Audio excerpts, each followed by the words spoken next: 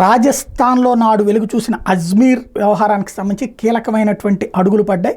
100 మంది కాలేజీ యువతుల మీద సామూహిక అత్యాచారం చేసిన వాళ్ళకి 32 ఏళ్ల తర్వాత నిందితులకి జీవిత ఖైదు విధించింది న్యాయస్థానం.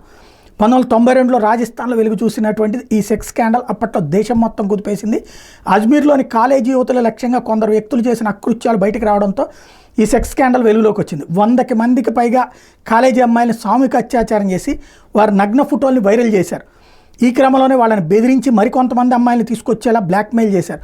ఈ క్రమంలో మొత్తం వ్యవహారంలో అప్పటి యూత్ కాంగ్రెస్ జిల్లా అధ్యక్షుడు నఫీర్ చిస్తి ప్రధాన నిందితుడని తేల్చారు.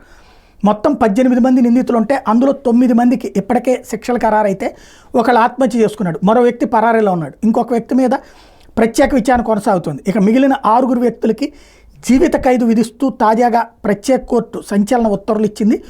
100 మంది కాలేజీ యువతుల మీద సామూహిక అత్యాచారం చేసి వాళ్ళని బ్లాక్మెయిల్ చేసిందే దాన్ని ఉదంతానికి ఇంతకాలానికి శిక్షలు పడ్డాయి.